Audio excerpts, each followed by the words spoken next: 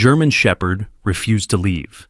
Newborn babies sighed. What happened next was a true miracle. What happened next will absolutely shock you. Leave a comment telling us where you're watching from. The car rolled to a gentle stop in front of the modest two-story suburban home. For a moment, no one moved. Olivia sat in the passenger seat, her eyes fixed on the tiny bundle nestled in her arms. She couldn't look away from him. Her son, Liam, just 5 days old, with skin like porcelain and eyes that hadn't quite decided their color yet. "We're home," Mark whispered, his voice thick with emotion as he squeezed his wife's shoulder. "All three of us." Olivia nodded, unable to find words. After years of trying, after 2 heartbreaking miscarriages, after doctors who suggested they might never have a child of their own, here was Liam, real and perfect, and finally home. Mark got out first, circling around to carefully open Olivia's door. The February air bit at their cheeks as they made their way up the path to their front door. From inside, they could already hear the excited whining and scratching against the wood. "Sounds like someone else is excited to meet him," Mark said with a nervous smile. Rex, their 3-year-old German Shepherd, had been alone for 3 days while they were at the hospital. Their neighbor had been coming over to feed him and let him out, but they knew he must be going crazy missing them. "Remember what the trainer said," Olivia murmured, instinctively pulling Liam closer to her chest. "Let him smell something of Liam's first, then keep him on the leash for the introduction." Mark nodded, fishing the house keys from his pocket with one hand, while holding the baby blanket they had brought specifically for this purpose in the other. They'd prepared for this moment for weeks, researching, talking to trainers, reading countless articles about introducing dogs to newborns. Rex was well-trained and gentle by nature, but still, he was a large dog with no experience around infants. The door swung open, and there was Rex, tail wagging so hard his entire body shook with it. He let out a soft bark of joy, jumping up slightly before remembering his training and placing all 4 paws back on the ground. "Hey, buddy, we missed you too," Mark laughed, kneeling down to ruffle the dog's fur, while simultaneously keeping him from rushing toward Olivia and the baby. He held out the blanket, letting Rex investigate the new scent. The dog's nose twitched rapidly, taking in the unfamiliar smell. His ears perked forward, head tilting in curiosity. "Good boy," Olivia said softly as she stepped inside, closing the door behind her. "This is Liam, Rex. He's part of our family now." Rex sniffed the blanket thoroughly, then looked up at the bundle in Olivia's arms. His tail, which had been wagging enthusiastically, slowed. His posture changed, straightened somehow. The playfulness in his eyes shifted to something more serious, more focused. Mark attached Rex's leash and nodded to Olivia. This was the moment they'd been anxious about. Slowly, carefully, Olivia lowered herself onto the couch, cradling Liam so Rex could see him. "Gentle, Rex," Mark commanded softly, keeping the leash short but not tight. "Gentle." Rex approached with uncharacteristic caution. Gone was the bouncy, exuberant dog who normally greeted them at the door. Instead, he moved with deliberate care, each step measured as he approached the tiny human in Olivia's arms. When he reached them, he stretched his neck forward, nostrils flaring as he took in Liam's scent directly. Olivia and Mark exchanged a glance, both holding their breath. What happened next wasn't anything they'd prepared for. Rex sat down directly beside the couch, his body pressed against it where Liam lay in Olivia's arms. He wasn't looking at them anymore. His gaze was fixed straight ahead, toward the living room entrance, his ears upright and alert. His posture wasn't relaxed. It was vigilant, protective. "Look at that," Mark whispered, smiling with relief. "He's already appointing himself as the bodyguard." Olivia laughed softly. That went better than expected. They spent the next hour settling in, Mark bringing in the bags while Olivia remained on the couch with Liam. Every few minutes, Rex would turn his head to look at the baby, then resume his watchful position. When Olivia stood to carry Liam upstairs to the nursery, Rex was immediately on his feet, following so closely that Olivia had to be careful not to trip over him. "I think someone's a little too interested," she said, glancing down at Rex. "Mark, can you call him back?" "Rex, come," Mark called from downstairs. For the first time since they'd owned him, Rex ignored the command completely. His eyes remained locked on Liam as Olivia carried him up the stairs. She looked back at Mark with surprise. "That's weird," Mark said, climbing the stairs to join them. "Rex, come here, buddy." Again, nothing. The dog padded alongside Olivia into the nursery, a room they'd spent months preparing, painting the walls a soft blue with hand-stenciled clouds, assembling the white wooden crib that had been delivered 3 months early because Olivia couldn't wait. When Olivia gently placed Liam in his crib for the first time, Rex moved to the side of the crib and sat down, his posture once again straight and alert. "I think he likes him," Olivia whispered, smiling down at her son, who had slept through the entire homecoming. Mark wasn't smiling. "I've never seen him ignore commands like that before." Olivia touched his arm.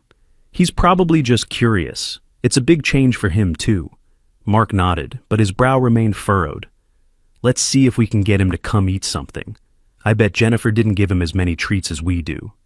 "Rex, dinner!" Mark called, using the phrase that never failed to send Rex bounding toward the kitchen. Rex's ears twitched. He glanced briefly toward Mark, then back at the crib. He didn't move. Mark tried again, rattling the food bag. "Rex! Dinner time!" Still, the dog remained stationed by the crib. "Okay, this is definitely strange," Olivia said, her earlier ease giving way to confusion. "Do you think something's wrong with him?" Mark approached Rex, kneeling beside him to check him over.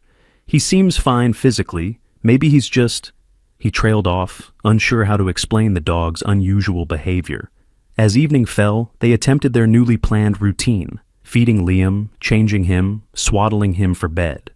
Throughout it all, Rex remained a constant presence, watching every move, every touch. When they finally laid Liam down in his crib for the night, Rex settled onto the floor beside it. "Rex, come on," Mark said, patting his leg. "Time for bed, buddy." Rex looked at him, then back at the crib. He lowered his head onto his paws, but made no move to follow Mark. Olivia and Mark exchanged concerned glances. "Should we force him to come?" Olivia asked. Mark thought for a moment. "Let's leave the nursery door open tonight and see what happens. Maybe he'll get bored and join us later." But as they prepared for bed themselves, both exhausted from the days at the hospital and the emotional journey home, they checked the nursery one last time to find Rex in exactly the same position, eyes open, watching the crib where Liam slept peacefully. "I've never seen him like this," Olivia whispered as they retreated to their bedroom across the hall. "Me neither," Mark admitted. "But I guess as long as he's not being aggressive, it's okay." Neither of them slept well that first night, both constantly waking to check the baby monitor and peer into the nursery. Each time, they found the same scene. Rex maintaining his vigilant position by the crib, sometimes sitting up, sometimes lying down, but always awake, always watching. By morning, Olivia's concern had grown. "He hasn't eaten, he hasn't gone out to use the bathroom. This isn't normal, Mark." Mark nodded, running a hand through his hair. "I'll call the vet when they open. Maybe there's something wrong we can't see." After Liam's morning feeding, Mark managed to coax Rex outside for a quick bathroom break, but the dog raced back to the door immediately after, whining and scratching until he was let back in. He made a beeline for the nursery, resuming his post by the crib. The vet, when Mark reached him by phone, was puzzled but not alarmed. "Dogs can be very sensitive to changes in the household," Dr. Harris explained, "and German Shepherds are particularly protective by nature. As long as he's not showing any signs of aggression toward the baby, I wouldn't worry too much. Try to maintain as much of his regular routine as possible, and he'll probably adjust within a few days." But Rex didn't adjust. Throughout the day, he remained fixated on Liam, refusing to leave the nursery for more than a few minutes at a time. He would gulp down food if brought to him, but wouldn't stay in the kitchen to eat it properly. Every attempt to keep him downstairs was met with anxious whining and pacing until he was allowed back to Liam's side. By late afternoon, both Olivia and Mark were exhausted and increasingly concerned. "This can't go on," Olivia said, watching as Rex once again took up his position by the crib where Liam was napping. "It's not healthy for him." Mark nodded, his face tight with worry. "I'll try one more thing." He went to the garage and returned with Rex's favorite toy, a plush, squeaky duck that normally sent him into ecstatic play mode. Mark squeaked it loudly just outside the nursery door. Rex's head whipped around, his eyes locking onto the toy. For a moment, his tail gave a tentative wag. Mark squeaked it again, backing slowly down the hallway. Rex took a step toward the door, then stopped. He looked back at the crib, then at the toy, visibly torn. Mark squeaked the duck again, shaking it enticingly. Rex let out a soft whine, took another step toward Mark, then turned back to the crib. His decision made, he returned to his post, lying down with his back to Mark and the toy. "I don't believe it," Mark said, lowering the duck. "Nothing gets between Rex and this stupid duck. Nothing." As night fell again, they prepared for a repeat of the previous night's strange vigil. But just as Olivia was finishing Liam's bedtime feeding, something changed. Rex, who had been lying quietly in the corner of the nursery, suddenly stood up. His ears pricked forward, his body tense. He moved closer to the crib, his head tilted slightly as if listening for something. "What is it, boy?" Mark asked, watching the dog's unusual behavior.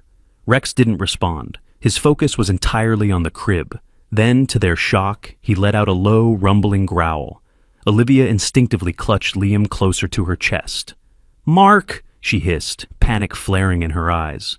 Mark moved quickly to Rex's side, prepared to grab his collar if necessary. But the dog wasn't looking at Liam. He was staring intently at the corner of the nursery near the window. The growl came again, not aggressive or threatening, but clearly a warning. "What's he growling at?" Olivia whispered, her heart pounding as she looked around the peaceful nursery. There was nothing there, just the rocking chair, the changing table, the dresser they had painted to match the crib. Mark shook his head, confused. "I don't know. Rex, what is it? What do you see?" Rex continued to stare at the empty corner, his growl subsiding, but his body remaining tense and alert. "There's nothing there," Olivia said, her voice shaky. "Why is he acting like this?" Mark moved to the corner, checking behind the rocking chair, looking out the window into the darkening yard. "Nothing? There's nothing here?" Olivia laughed nervously, trying to break the tension. "Maybe he's just jealous and trying to scare us." Mark forced a smile. "Yeah, maybe. Or maybe he's just being weird because everything's changed." Neither of them believed their own explanations, but neither wanted to voice the strange feeling that had settled over the room. That night, Olivia woke suddenly at 3 a.m. For a moment, she wasn't sure what had disturbed her sleep, then she heard it again. A soft, persistent whining coming through the baby monitor. She nudged Mark awake. "Listen," she whispered. They both sat up, straining to hear. Through the monitor, they could hear Rex whining, not loudly, but insistently. Then came a sound that made both of them jump out of bed immediately, the light scratching of paws against the side of the crib.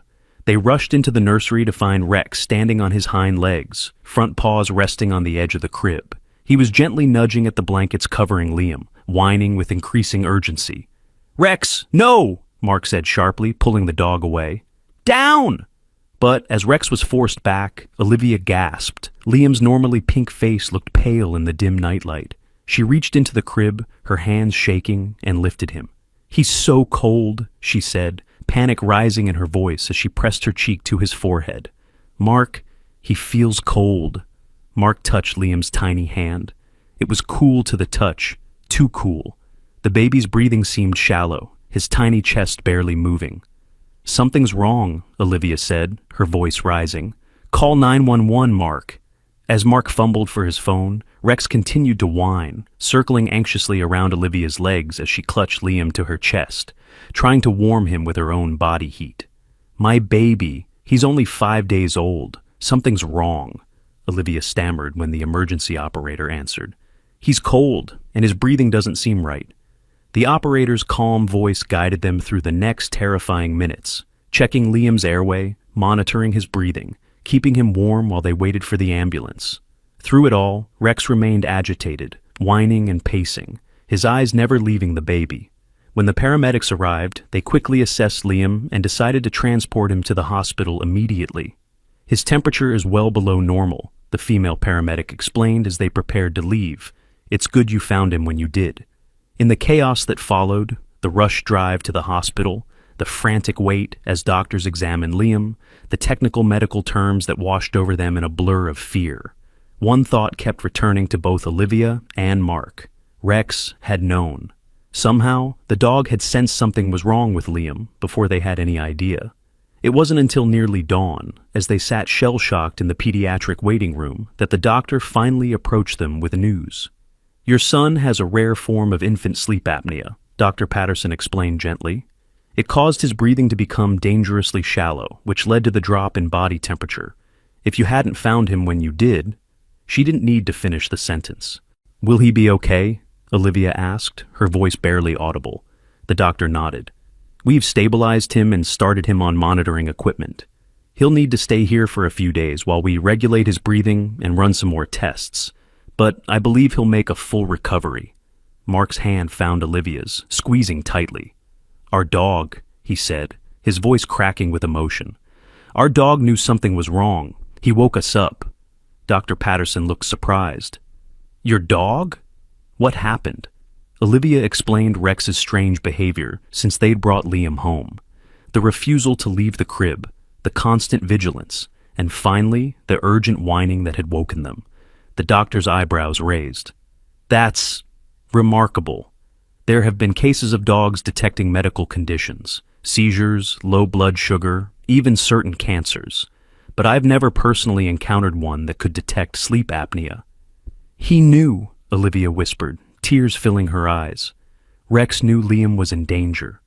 When they were finally allowed to see Liam, now connected to monitors and with a tiny oxygen tube beneath his nose, both parents broke down. The sight of their newborn son, so small and vulnerable amid the medical equipment, was almost too much to bear. "He saved him," Mark said quietly as they watched Liam's now steady breathing. "If Rex hadn't woken us up..." Olivia nodded, unable to speak through her tears.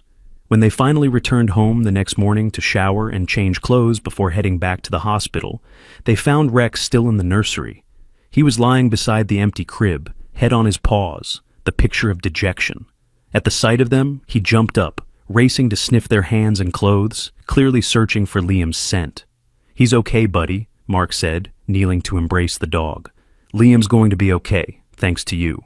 Rex whined softly, looking past them toward the door, as if expecting to see the baby. "Liam's at the hospital," Olivia explained, running her hands through Rex's fur. "He's getting better. You saved him, Rex. You saved our little boy." As if understanding, Rex's tail gave a tentative wag, but his eyes remained sad, and he followed them around the house like a shadow as they gathered what they needed before returning to the hospital. "Should we take him to the neighbors?" Mark asked as they prepared to leave again. "He seems so sad." Olivia looked at Rex, at the intelligence and concern in his brown eyes, and shook her head. "Number. When Liam comes home, Rex needs to be here. I think they need each other." 3 days later, Liam was finally cleared to come home. The doctors had him on a special monitor that would alert them if his breathing became irregular again, and they'd been thoroughly trained on what signs to watch for. Still, as Mark carried the car seat from the hospital entrance to their waiting car, both parents felt the weight of fear and responsibility pressing down on them. "He looks so tiny in that thing," Olivia said, tucking the blanket more securely around Liam as Mark secured the car seat. "But stronger," Mark replied, gently touching his son's cheek. "Don't you think he looks stronger?" Olivia nodded, though she wasn't sure if Liam really looked different or if it was just their desperate hope making them see improvement. The drive home was tense, both of them glancing constantly at the rearview mirror to check on their sleeping baby. When they pulled into the driveway, they could see Rex's face in the living room window. The moment they stepped out of the car, his barking erupted from inside the house. Not aggressive barking, but the excited, almost frantic sound of a dog who couldn't contain his emotions. "Someone's happy we're back," Mark said, managing a small smile as he carefully lifted the car seat. The moment they opened the front door, Rex was there, his tail wagging so hard his entire body shook. But unlike their previous homecoming, his eyes weren't on them. They were fixed firmly on the car seat and the tiny bundle inside it.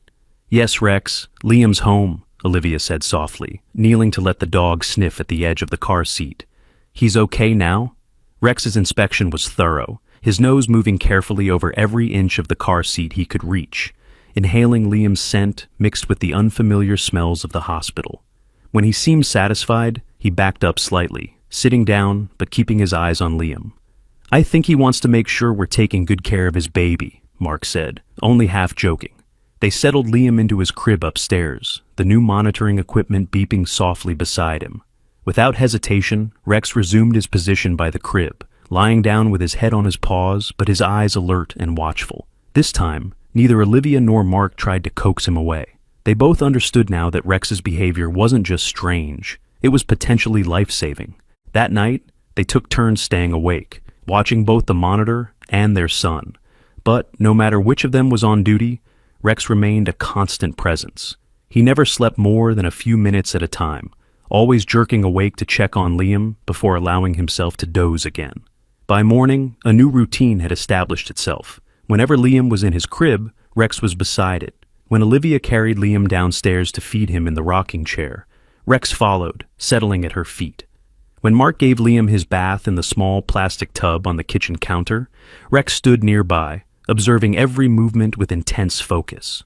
The only time Rex would willingly leave Liam's side was for quick bathroom breaks in the backyard, and even then, he would race through his business to get back inside as quickly as possible. "It's like having a second baby monitor," Olivia remarked a week later, as she folded laundry in the nursery while Liam napped. Rex, as always, was stationed by the crib. Except, this one has fur and never needs new batteries. Mark leaned against the doorframe, watching them. "I've been reading about this online. There are cases of dogs that can detect seizures before they happen, or alert diabetics when their blood sugar drops. There's something called medical alert dogs. They're specially trained to help people with conditions like Liam's." Olivia looked up, intrigued. "Trained?" "Rex is doing this naturally." "That's what's so amazing," Mark said, his voice soft with wonder. "Most dogs have to be trained for months, even years. Rex just knew somehow." As the weeks passed, they settled into their new normal. Liam grew stronger, his episodes of troubled breathing becoming less frequent. The pediatrician was cautiously optimistic that he might outgrow the condition entirely. But, through it all, Rex maintained his self-appointed role as guardian. He would sleep only when Liam slept, and even then, the slightest change in the baby's breathing would bring him instantly alert. What they couldn't explain, what made them exchange worried glances when they thought the other wasn't looking, was that Rex's vigilance hadn't decreased even as Liam's condition improved. If anything, the dog seemed more protective, more alert with each passing day. "Do you think he still senses something wrong?" Olivia whispered one night as they watched Rex sleeping beside the crib, his ears twitching at every tiny sound Liam made. Mark shook his head. "The doctor says Liam's doing great. The monitor hasn't gone off in over a week." "Then why is Rex still acting like this? It's been a month, Mark. He barely eats unless we bring his food to the nursery. He's losing weight." It was true. Rex's once muscular frame had become noticeably leaner, his ribs just beginning to show beneath his thick coat. The constant vigilance was taking a physical toll on him. "Maybe we should ask Dr. Harris to check him again," Mark suggested, referring to their veterinarian. There could be something wrong with Rex that we're missing.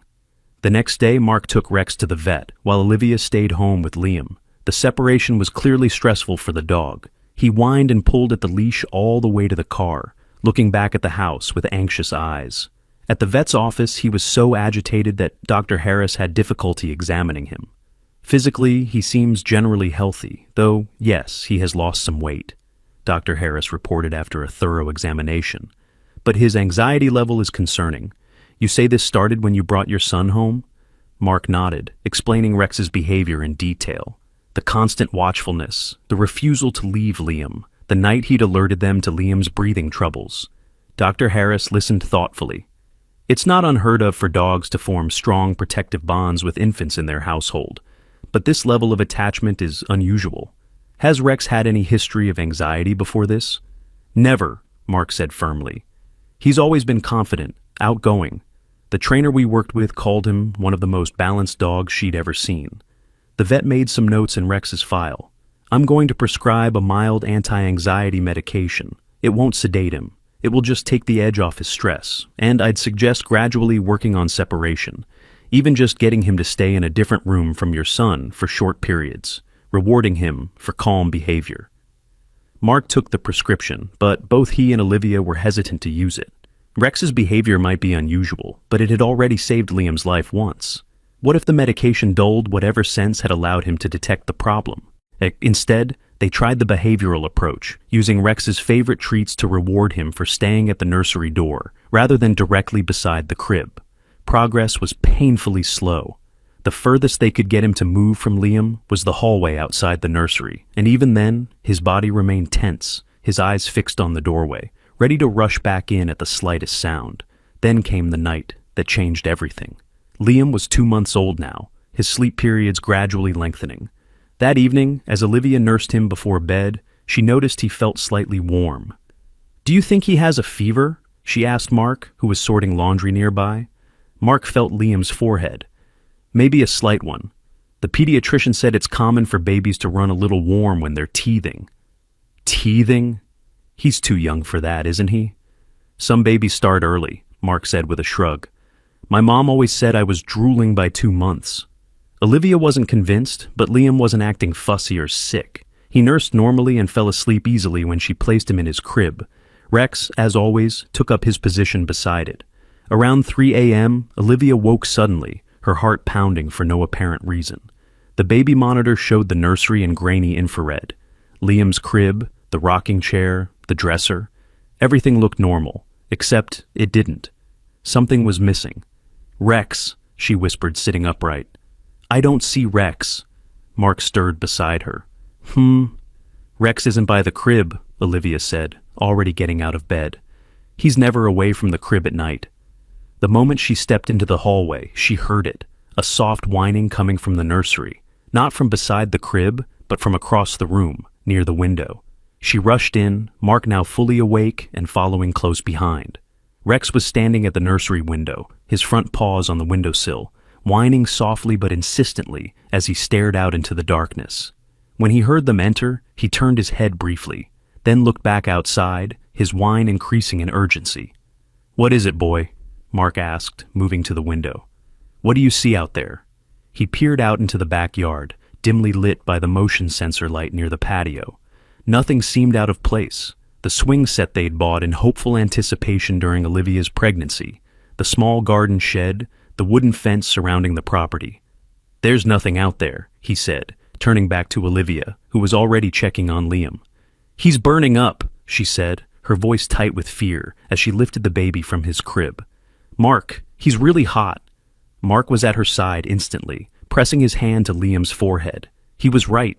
The baby's skin was frighteningly hot to the touch, his cheeks flushed red. "Get the thermometer," he said, taking Liam into his arms. The baby's eyes fluttered open, unfocused and glassy with fever. The temperature reading confirmed their fears. 103.2 degrees Fahrenheit. Far too high for a 2-month-old.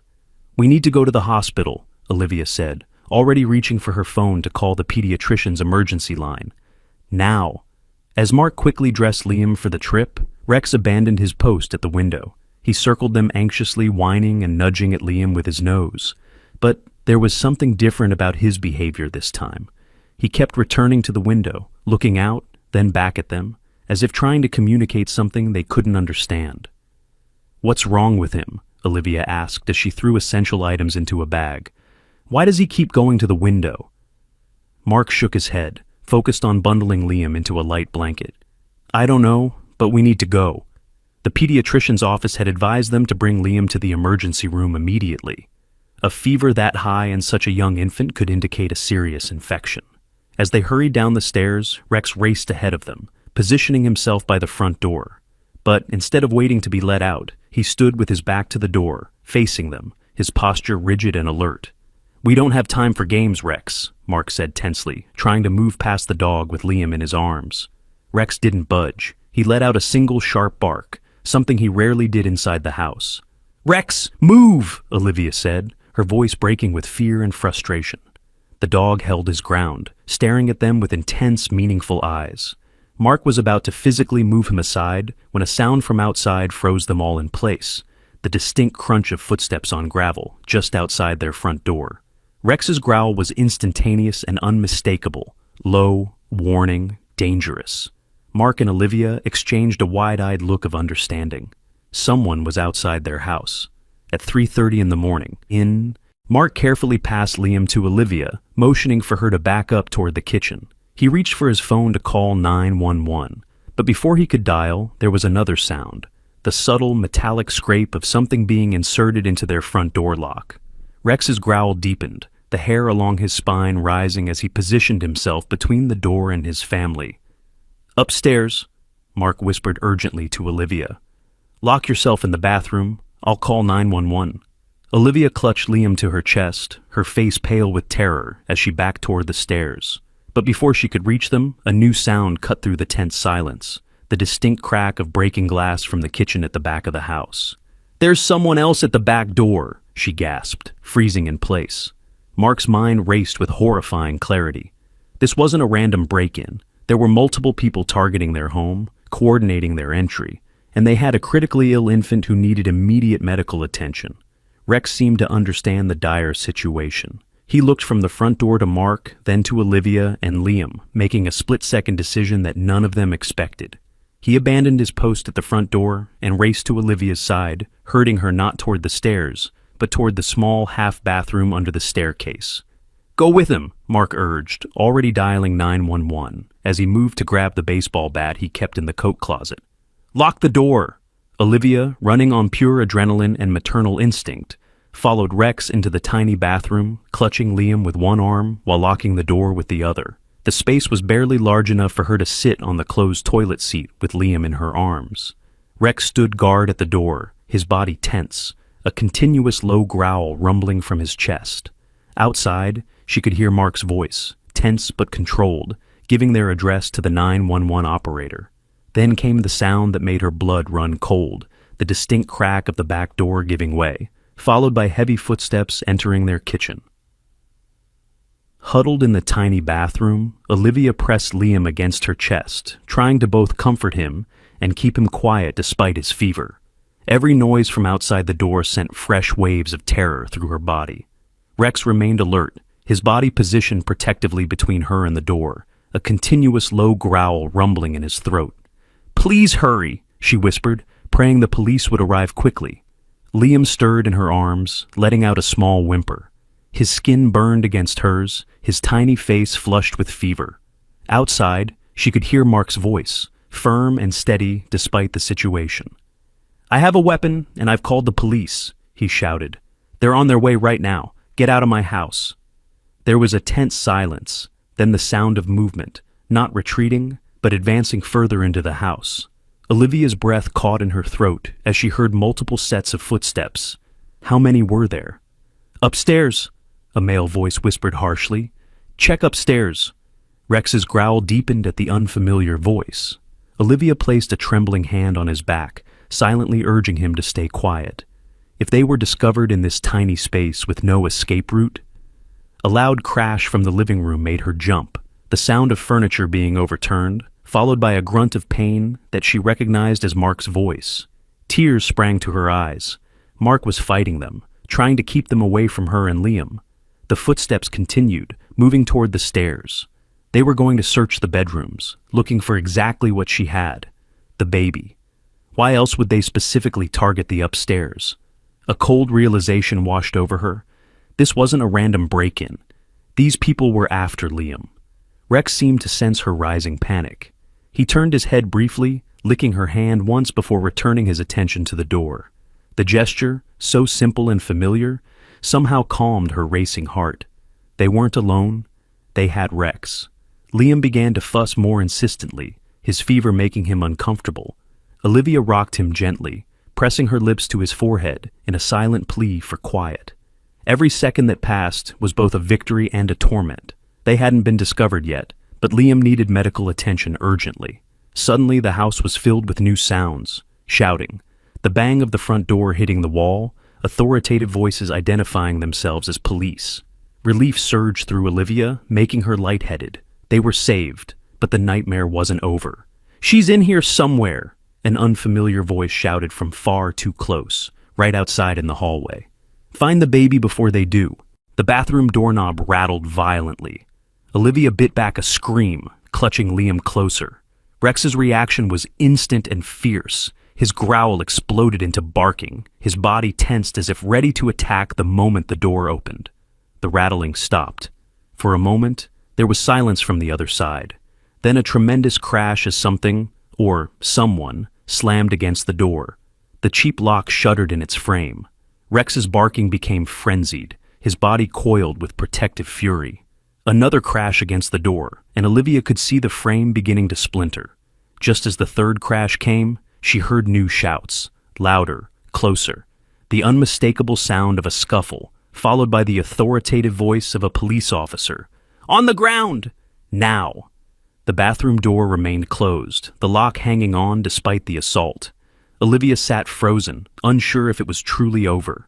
Rex had stopped barking, but remained on high alert, his eyes fixed on the door. "Olivia?" Mark's voice called from the other side, shaky but wonderfully blessedly alive. "Olivia, it's okay. The police are here. You can come out." Still, she hesitated, her arms tightening around Liam. "Mark? Is it really safe?" "Yes, they've got them. It's over." With trembling fingers, she unlocked the door. It swung open to reveal Mark, a cut above his eye bleeding freely, but otherwise intact. Behind him stood 2 police officers, their presence flooding her with relief so profound she nearly collapsed. "My baby," she managed to say, her voice breaking. "He has a high fever. We were trying to take him to the hospital when—" "There's an ambulance on the way," one of the officers assured her. "They should be here any minute." In the chaotic hour that followed, Olivia pieced together what had happened. 3 men had attempted to break in, one through the front door, one through the back, and a third who had been watching from outside, possibly as a lookout. The police had arrived just in time, catching 2 of the intruders inside the house. The third had fled, but was apprehended 2 blocks away. What they couldn't explain, what made no sense at all, was why these men had targeted their home, why they had been so intent on finding Liam. "The one we caught in the upstairs hallway was carrying zip ties and a blanket," the detective told them grimly as they sat in the emergency room waiting for news about Liam. "We believe they may have been planning to take your son." The words hit Olivia like a physical blow. "Take him? But why? We're not wealthy. We don't have enemies." The detective's expression was grave. "We're investigating all possibilities. For now, we'll have an officer stationed outside your son's hospital room." Mark, his cut now bandaged, wrapped an arm around Olivia's shoulders. "What about Rex? Is he okay?" They had left the dog at home with a neighbor who had come over after hearing the commotion. The officers had been impressed by Rex's protective behavior, noting that the bathroom door might not have held, if not for his fierce barking and visible willingness to attack anyone who entered. "He seemed fine, just very agitated about being separated from you," the detective said. "That's quite a dog you have there." Olivia and Mark exchanged a look, both thinking the same thing. Rex had known. Somehow he had sensed not just Liam's fever, but the danger lurking outside their home. When he'd stood at the nursery window, whining and staring into the darkness, he hadn't been acting strangely. He'd been warning them. The fever that had seemed like such a crisis had actually saved them all by forcing them to be awake and alert when the intruders came. Liam was diagnosed with a serious ear infection, requiring a 2-day stay in the hospital. During this time, Mark installed a security system at their home. Cameras, motion sensors, reinforced locks. The police had no updates about the motive behind the break-in, though they assured the couple that all 3 men remained in custody. When they finally brought Liam home again, Rex's reaction was even more intense than before. He inspected every inch of the house before allowing Liam's carrier to be set down, sniffing doorways, windows, corners, anywhere an intruder might enter or hide. "He's checking for danger," Mark observed quietly as they watched Rex's methodical patrol. "He knows what happened." The night of their return, Mark woke to find Rex missing from his usual spot beside Liam's crib. A spike of fear shot through him until he found the dog sitting alertly by the nursery window, exactly as he had been on the night of the break-in. Mark joined him, peering out into the darkness. "What is it, boy? What do you see out there?" Rex whined softly, his eyes fixed on something in the darkened yard. Mark flipped on the outside light, illuminating the backyard. Nothing seemed out of place, yet Rex remained tense, unconvinced. The night of their return, Mark woke to find Rex missing from his usual spot beside Liam's crib. A spike of fear shot through him until he found the dog sitting alertly by the nursery window, exactly as he had been on the night of the break-in. Mark joined him, peering out into the darkness. "What is it, boy? What do you see out there?" Rex whined softly, his eyes fixed on something in the darkened yard. Mark flipped on the outside light, illuminating the backyard. Nothing seemed out of place, yet Rex remained tense, unconvinced. Mark didn't dismiss the dog's concern this time. Instead, he picked up his phone and called the non-emergency police line, requesting a patrol car to drive by their house. The dispatcher, hearing about the recent break-in, was happy to oblige. 20 minutes later, an officer called to report that they had spotted someone loitering in the wooded area behind several houses on the block, right where Rex had been staring. The man had fled when approached, and they were unable to apprehend him, but the description matched none of the 3 men already in custody. There was someone else involved, Mark told Olivia the next morning, his face tense with worry. Someone who's still out there. Olivia looked down at Liam, sleeping peacefully in her arms, then at Rex, who had barely left their side since their return. We can't live like this, Mark. Jumping at shadows, afraid in our own home. We won't have to, Mark said, determination hardening his voice. I've been thinking, remember what the doctor said about Rex, that he might have a natural ability to detect Liam's breathing problems? Olivia nodded. There are programs that train dogs like Rex to become official service dogs. Medical alert dogs, they're called. If we got Rex certified, he could legally be with Liam everywhere. At daycare when you go back to work, at school when he's older, everywhere. You think his training would help with this other situation too? The security issue? Mark nodded. Many service dogs are cross-trained. Rex already has the natural instinct to protect Liam and to alert us to danger. With professional training, he could become even more effective.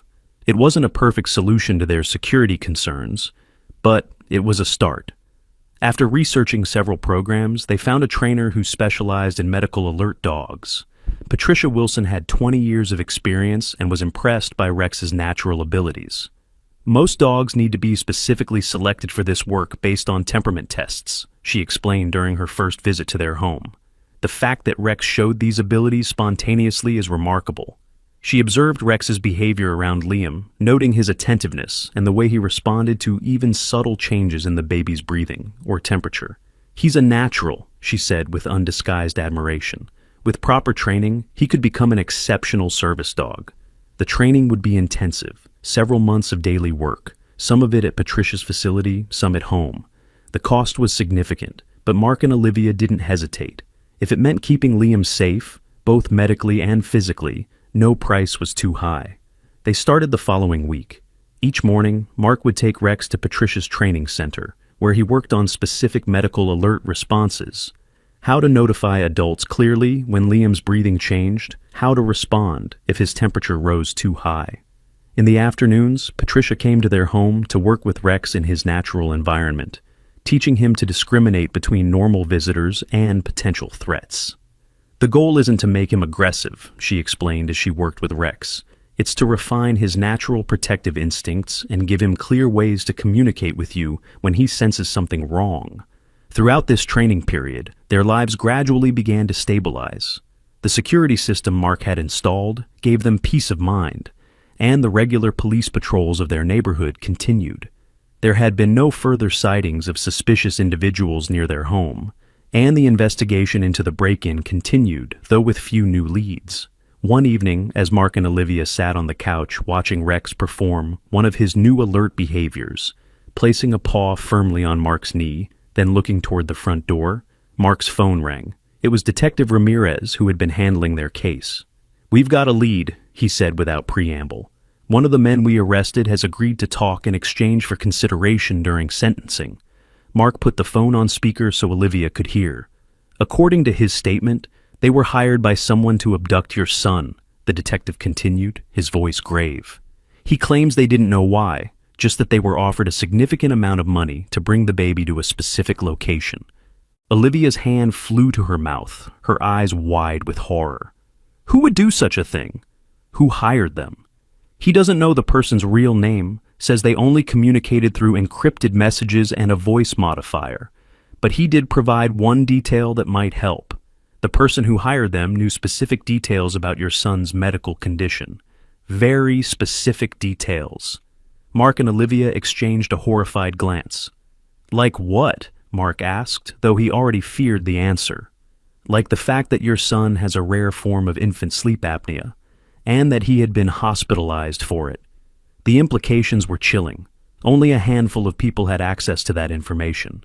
The hospital staff, the specialists who had diagnosed Liam, perhaps a few close family members they had confided in.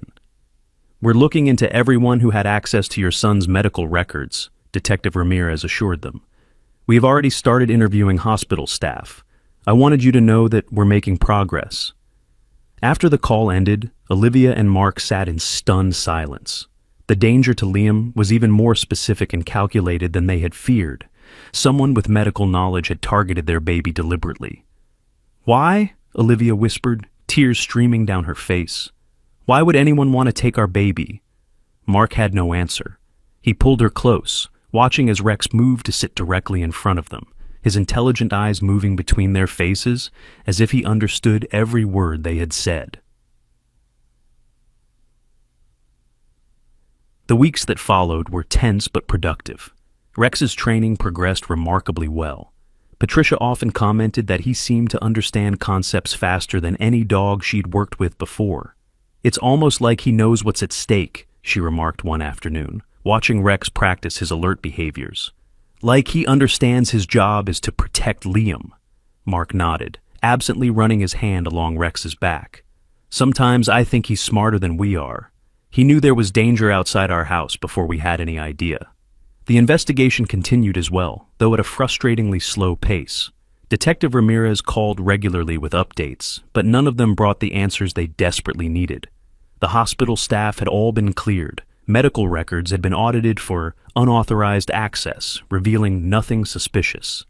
The three men arrested during the break-in maintained they didn't know the identity of the person who had hired them, having been contacted through an anonymous online platform. As Liam reached his 4-month milestone, some measure of normalcy returned to their lives. His sleep apnea episodes had become less frequent, though they hadn't disappeared entirely. The pediatrician was optimistic about his progress, suggesting that, with continued monitoring, he might completely outgrow the condition by his first birthday. Rex was now officially in the final phase of his training. He wore a service dog vest when they went out in public, and people often commented on his exceptional focus and discipline. He had become a local celebrity of sorts, the German shepherd who had saved a baby from both medical crisis and attempted abduction. "I feel safer with him around," Olivia confessed to Mark one evening as they watched Rex sleeping beside Liam's crib, his usual position. "Even with all the security measures, it's Rex that helps me sleep at night." Mark understood completely. There was something deeply reassuring about Rex's unwavering vigilance, his absolute dedication to Liam's safety. But their sense of security was shattered one autumn evening when Liam was nearly 6 months old. It had been a normal day. Mark had gone back to work at the architectural firm a month earlier, his paternity leave finally exhausted. Olivia was still at home with Liam, planning to return to her job as a high school counselor after his first birthday. The evening routine was well established: dinner together as a family, playtime with Liam on the living room floor, bath time, then bedtime for the baby, while Mark and Olivia enjoyed a quiet hour or two together before turning in themselves. That night, as Mark cleaned up from dinner, Olivia took Liam upstairs for his bath. Rex followed, as he always did, settling on the bathroom mat to watch the proceedings with his usual attentiveness. "Someone's getting sleepy," Olivia cooed as she lifted Liam from the small plastic tub, wrapping him in a hooded towel. His eyelids were already drooping, his tiny body relaxing against her. She carried him to the nursery, laying him on the changing table to dress him in his pajamas. It was as she was snapping up the final buttons that she noticed Rex's odd behavior. He wasn't in his usual spot by the crib. Instead, he stood at the window again, his body rigid with tension, a low growl building in his throat. Olivia's heart skipped a beat. "Rex? What is it, boy?" The dog didn't respond to her voice. His attention was completely focused on something outside the window. The growl deepened, raising the hair on the back of Olivia's neck. She quickly finished dressing Liam, then picked him up, holding him close as she cautiously approached the window. Rex moved slightly to make room for her, but didn't break his intense stare. The backyard was dark, illuminated only by the security light near the patio. At first she saw nothing unusual, just the familiar shapes of their yard in the dim light. Then, a movement caught her eye. A shadow, darker than the surrounding darkness, moving along the fence line. "Mark!" she called, her voice tight with fear. "Mark, come up here!" She heard his footsteps on the stairs. Then he was beside her, following her gaze out the window. "There," she whispered, pointing, "by the fence." Mark squinted, then his body tensed as he spotted it too. The unmistakable silhouette of a person, trying to stay hidden in the shadows of their yard. "Call 911, he said quietly, reaching for his phone. "I'll activate the security system alarm." But before either of them could act, Rex's behavior changed dramatically. The growl exploded into frenzied barking, his body vibrating with aggression. Olivia gasped as she saw why. The figure was now moving toward the house, approaching the back door with purposeful strides. Mark hit the panic button on their security system, setting off a piercing alarm. The shadowy figure froze, then turned and sprinted toward the fence. Within seconds, they had disappeared over it, vanishing into the wooded area beyond their property. The police arrived within minutes, responding to both their call and the security system alert. They searched the yard and surrounding area thoroughly, but found no trace of the intruder. The only evidence that someone had been there at all were footprints in the soft soil beneath the nursery window, proof that someone had been standing there, looking in at them. "It's happening again," Olivia said later that night, after the police had gone and Liam was asleep in his crib. They sat at the kitchen table, both too wired with adrenaline to even think about sleep. "They're still after him." Mark ran his hands through his hair, his face lined with exhaustion and worry. But why? What would anyone want with our baby? The question had haunted them for months now, with no answers in sight. The next morning, Detective Ramirez arrived at their door. His expression was grim as he settled at their kitchen table, declining the coffee Olivia offered. "We got a hit on the security camera footage from last night," he said without preamble. "The quality isn't great, but we were able to enhance it enough to run it through facial recognition." Olivia clutched Mark's hand under the table, both dreading and needing to know who was stalking their family. "The match isn't 100% certain," the detective continued, "but we believe the person in your yard last night was Janet Whelan." The name meant nothing to either of them. They exchanged blank looks before turning back to the detective. "Should we know who that is?" Mark asked. Detective Ramirez sighed. "No, you wouldn't. She was a nurse at St. Mary's Hospital until about 8 months ago." Olivia's breath caught. "That's where Liam was born." The detective nodded. "Ms. Whelan worked in the maternity ward for 15 years. She was let go just before your son was born, after several concerning incidents. Nothing that could be proven definitively, but there were suspicions that she had become overly attached to certain infants in her care." "Overly attached?" Mark repeated, his voice tight. "What does that mean exactly?" "There were complaints from parents that she was holding their babies when it wasn't necessary for medical care. One family reported finding her in their room at 3 a.m., just standing over their baby's hospital bassinet. She claimed she was checking vital signs, but she wasn't assigned to that patient." Olivia felt sick. "And she was fired for this?" "Eventually, yes. There was an incident where she was caught trying to remove a baby from the maternity ward. She claimed she was just taking the infant for tests, but she had no authorization, and the tests she mentioned weren't scheduled. The hospital terminated her and reported the incident, but since the baby wasn't actually taken off the floor, there wasn't enough for criminal charges." "And you think she's now stalking our son?" Mark asked, his arm tightening around Olivia's shoulders. Detective Ramirez nodded gravely. "The timing fits. She was fired shortly before your son was born, but she would have had access to the hospital systems and records during her employment. She could have seen information about your son's condition." "But why Liam?" Olivia pressed. "There must have been dozens of babies born around that time." The detective hesitated. "This is speculation, but your son's medical issues might have been a factor. Ms. Whelan's personnel file shows that she lost a child of her own years ago, a baby boy who died from respiratory failure at 2 months old. The implications were clear and chilling. This woman, traumatized by the loss of her own child, had fixated on Liam, a baby with breathing issues similar to what her son had experienced. In her disturbed mind, perhaps she believed she could save him when she couldn't save her own child. "We're bringing her in for questioning," the detective assured them, "and we'll be increasing patrols in your neighborhood until we locate her." After Detective Ramirez left, Olivia and Mark sat in stunned silence. The mystery that had haunted them for months finally had a face, a name, a motive, however twisted it might be. There was something almost more terrifying about it now that it was real, now that they knew exactly who wanted to take their child. "We need to be extra careful," Mark said finally. "No leaving Liam with babysitters, no trips out unless absolutely necessary." Olivia nodded, her eyes drifting to where Rex lay in the living room, positioned so he could see both them and the front door. "Thank God for Rex," she whispered. "All those times he was staring out the window, growling at something we couldn't see. It was her. He knew." The days that followed were tense. Police were unable to locate Janet Whelan at her last known address. Her car had been found abandoned in a parking lot 20 miles away, suggesting she knew they were looking for her and had gone into hiding. Extra patrols circled their neighborhood, and friends brought groceries so they wouldn't have to leave the house with Liam.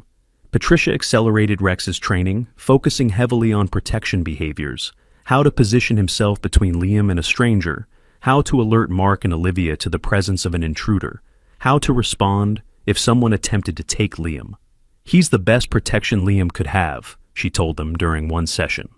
"Dogs like Rex don't let their guard down. They don't get distracted. They don't fall asleep on the job." A week after the backyard sighting, Mark woke in the middle of the night to the sound of Rex barking frantically from Liam's room. It wasn't his usual alert bark. It was loud, urgent, filled with unmistakable alarm. He was out of bed instantly, Olivia right behind him as they raced to the nursery. The scene that greeted them would be burned into their memories forever. The nursery window was open, the screen removed, and standing over Liam's crib, reaching in to lift him, was a woman they had never seen before, but whose face they knew from the photograph Detective Ramirez had shown them. Janet Whelan. Rex stood between the crib and the intruder, his teeth bared, body coiled to attack. The only reason he hadn't lunged yet was his training. He had been taught to alert first, to give his owners a chance to handle the situation before he took more aggressive action. "Get away from my son," Mark said, his voice deadly calm, despite the terror and rage coursing through him. Janet turned, her expression eerily serene. "He's not safe here," she said, her voice gentle as if explaining something to a child. "He needs proper care, medical care. I can give him that." "Step away from the crib," Olivia said, her hand already on her phone, dialing 911. "The police are on their way." Janet's face hardened. "You don't understand. I'm trying to save him. I'm the only one who can." She moved suddenly, reaching again for Liam. It was the action Rex had been trained to prevent. In an instant, he was between her and the crib, teeth snapping at her outstretched arm. She jerked back with a cry of pain and outrage. "Call him off!" she demanded, clutching her arm where Rex's teeth had grazed the skin. "He's dangerous." "He's protecting our son," Mark said, stepping forward as Olivia completed the emergency call behind him. "And that's exactly what he's supposed to do." Janet's eyes darted from Mark to Rex, who stood unwavering, a solid wall of muscle and determination between her and Liam. For a moment, she seemed to realize the futility of her position. Then, with surprising speed, she turned and lunged for the open window. Rex was faster. He caught the hem of her coat in his teeth, pulling her back with enough force to send her sprawling onto the nursery floor. She cried out as she fell, more in frustration than pain. Mark was on her in an instant, pinning her arms behind her back while Olivia slammed the window shut, then lifted a now-crying Liam from his crib, backing away to the farthest corner of the room. The wait for the police seemed endless, though in reality it was less than 5 minutes. Throughout it all, Janet alternated between eerie calm and desperate pleas. "You don't understand," she kept saying. "I can take better care of him. I know what to watch for. I've done it before." "You've stolen babies before?" Mark asked, his grip on her wrists unwavering despite her struggles. She shook her head emphatically. "Not stolen, saved. They needed me." When the police finally arrived and took Janet into custody, both Mark and Olivia were shaking with the aftermath of adrenaline and fear. Detective Ramirez arrived shortly after, his face grim as officers led Janet to a waiting police car. In the weeks that followed Janet Whelan's arrest, a semblance of peace returned to their home. The investigation revealed the full extent of her obsession. She had been watching their home for months, keeping detailed notes about their comings and goings, monitoring Liam's development from a distance. A search of her apartment uncovered a nursery fully prepared for a baby boy, complete with medications for infant sleep apnea and a monitor identical to the one they used for Liam. She truly believed she was rescuing him, Detective Ramirez explained during one of his final visits. In her mind, she was the only one who could properly care for a baby with his condition because she had experienced losing a child to a similar issue.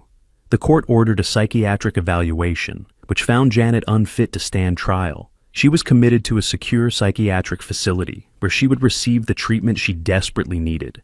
The knowledge that she was getting help, rather than simply being punished, brought Olivia a measure of peace. The woman's actions had been terrifying, but they stemmed from unimaginable grief and mental illness.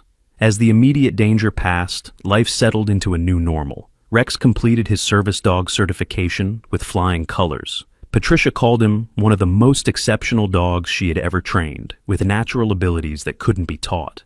Some dogs just have a sixth sense, she told them during their final training session. Rex is one of those rare ones who seems to know things before they happen. By the time Liam reached his first birthday, his episodes of sleep apnea had decreased significantly. The pediatrician was optimistic that he might soon outgrow the condition entirely. Still, Rex maintained his vigilant monitoring, sleeping beside Liam's crib every night, alert to the slightest change in his breathing. It was around this time that Mark and Olivia began discussing the possibility of sleep training Liam. He was still waking once or twice a night, and the pediatrician had suggested it might be time to help him learn to self-soothe and sleep through the night. "I don't know," Olivia said hesitantly as they discussed it over dinner one evening. "With his history of breathing issues, I'm nervous about not being right there if he needs us." Mark understood her concern. He had the same worries. "Doctor, Chen said his condition has improved so much that it's safe now, and we'll have the monitor on, of course." "And Rex," Olivia added, glancing at the German shepherd who lay nearby, ears perking up at the sound of his name. "He's never failed to alert us when something's wrong." That was true. Throughout Liam's first year, Rex had been unfailingly accurate in his alerts, often detecting the subtle changes in Liam's breathing or temperature before the electronic monitors did. They decided to try a modified approach to sleep training. Instead of letting Liam cry for extended periods, they would check on him at gradually increasing intervals. And of course, if Rex alerted them to any concerning changes, they would respond immediately, regardless of the sleep training schedule. The first night was difficult. Liam protested the new routine with impressive lung power, his wails carrying through the monitor, as Mark and Olivia sat tensely in the living room, watching the clock for when they could go comfort him again. Rex, however, didn't seem concerned by the crying. He stayed in the nursery, occasionally checking on Liam, but showing none of the alerting behaviors that would indicate a medical issue. His calm demeanor reassured them both that Liam was physically fine, even if he was emotionally displeased with the new arrangement. By the third night, the protests had lessened. Liam still fussed when put down, but he settled more quickly, and his night wakings were briefer. Rex maintained his position as guardian, dividing his time between the nursery and brief check-ins with Mark and Olivia, as if reporting that all was well. Then came the night that tested everything. It was the fifth night of sleep training. Liam had gone down more easily than before, with only token protests before drifting off. Mark and Olivia had enjoyed a rare evening to themselves, watching a movie and actually making it to the end without interruption. They went to bed feeling cautiously optimistic that the sleep training was working. Around 4 a.m., they were jolted awake by Rex's frantic barking, the specific urgent pattern he used to signal a medical alert. They were out of bed instantly, racing to the nursery. Liam was awake in his crib, making strange gasping sounds, his little face contorted with effort as he struggled to draw breath. Rex stood with his front paws on the edge of the crib, barking repeatedly to ensure they understood the urgency of the situation. "He's choking!" Olivia gasped, terror flooding her as she scooped Liam from the crib. "Mark, he's choking on something!" Mark's first aid training kicked in. He took Liam from Olivia's arms, positioned him face down along his forearm, and delivered firm blows between the baby's shoulder blades. Nothing happened. Liam's gasping grew weaker, his lips taking on a bluish tinge. "Call 911!" Mark shouted, continuing the back blows with increasing force. Olivia fumbled for her phone, her hands shaking so badly she could barely dial. Rex circled them anxiously, whining with distress. On the fifth blow, something dislodged. A small, hard object flew from Liam's mouth, bouncing onto the nursery floor. Instantly, Liam drew a huge, whooping breath, then began to cry. The most welcome sound his parents had ever heard. Rex immediately stopped barking. He sniffed at the object on the floor, a small button that had somehow come loose from one of Liam's stuffed animals, then turned his attention back to Liam, whining softly as he tried to lick the baby's dangling foot. The paramedics arrived minutes later, responding to Olivia's frantic call. They examined Liam thoroughly, confirming that his airway was now clear and his oxygen levels were returning to normal. The crisis had passed thanks to Mark's quick action and Rex's timely alert. "If your dog hadn't woken you," one of the paramedics said, letting the unfinished sentence hang in the air. They all knew what could have happened if Rex hadn't been there, if he hadn't sensed Liam's distress so quickly. That night, as they sat in the rocking chair with Liam sleeping peacefully in Olivia's arms, neither parent wanted to put him back in the crib. The thought of how close they had come to losing him was too raw, too terrifying. "We can't watch him every second," Mark said softly, voicing the fear they both felt. "Even with the monitors, even with us checking on him, if Rex hadn't been there tonight?" Olivia nodded, tears sliding down her cheeks as she stroked Liam's soft hair. "He saved him. Again." Rex sat at their feet, his head resting on Olivia's knee, his eyes never leaving Liam's face. The bond between the dog and baby had grown stronger with each passing month. Liam's first attempts at crawling had been toward Rex. His babbling often seemed directed at the patient dog who watched over him so devotedly. After the choking incident, they made an official decision. Rex wasn't just Liam's medical alert dog, he was his guardian angel, his protector in every sense. They formally registered him as Liam's service dog, complete with a custom vest that identified him as a medical alert and seizure response dog.